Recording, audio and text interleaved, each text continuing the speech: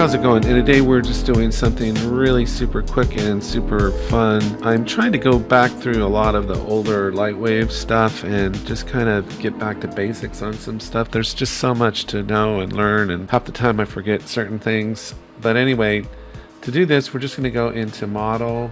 We're going to go into Geometry. We'll get a sphere, and we'll just make it 3636 so we don't see any polygons, and we'll just go OK. And then I'm just going to back away a little bit like that, and then we'll go into the surface editor and we'll turn on smoothing, so we've got a nice smooth sphere to mess around with. And then what we'll do is we'll go on to properties here. We'll go add instancer, instance generator. We're going to double click this. We're going to add our sphere. We'll double click on that. We'll go to radial array. And I don't know how many we want to do. Let's do 40. And they're all bunched together, but if we adjust the radius here, and I just posted on this, but I felt like one of LightWave's greatest strengths is the instancing, the ability for it to put so many objects into a scene. I saw somebody do an older tutorial, and I think they put in I want to say, did they put in 100,000 or 200,000 or a million points or something like that? They were making a galaxy or something like that. So anyway, there's that, and that's all we have to do here.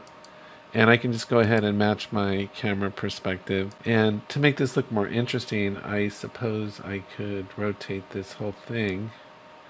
Not this way, but maybe that way, kind of like a Ferris wheel or something like that. So what we're going to do here is, let me match my perspective again. And then what we're going to do is I'm going to go into the surface editor. We're going to click on edit node graph. I'm going to make this screen big for right now.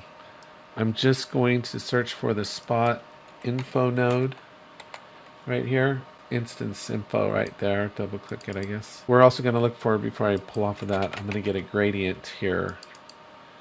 And this is probably one of the most powerful nodes in LightWave, this gradient. I mean, understanding this, you can do so many things with it.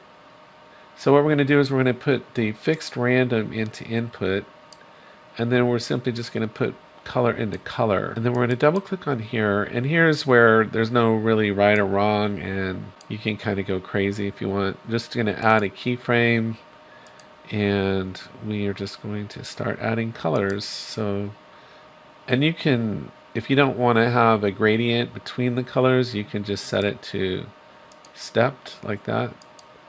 It's completely up to you at this point. And then just change a color, you know, whatever you want to do really.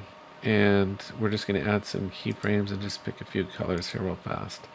Different ones. That's kind of the same one, isn't it? Let's get a lighter color, and I don't know. I'm just grabbing colors at random, honestly. Maybe we could just throw a white one in there. And let's see what else. A lighter blue one. And it's completely random. Green. It probably looks atrocious. Atrocious color combination, but it's just a random collection of colors. And like I said, you can drag these and you can step them if you don't want them to have a gradation between them. Just whatever you want, just pick yourself. Those two are fairly similar, so let me get a little bit different color there. Something like that. Okay, well that's good enough. So just, you get the idea, all this array of colors. Notice this, when this is disconnected and I click here, you'll see that we have access to the X coordinate, but then when we put this in, we don't have that anymore. We don't have that option anymore. Okay, and so I think that's all we have to do. And then if we come in here and I close this and then I close that, and then I match my perspective already, go to selected camera, go to VPR, you'll see we have this random array of colors. It's just a cool thing to do. And then of course this can be animated, this can be anything you want it to be. And you know, again, on here on the sphere, anywhere you see an E is you can animate. So like here on the radius, we could close that in and then bring it out and animate all this, whatever we wanted to really do on the end angle or offset or anything like that.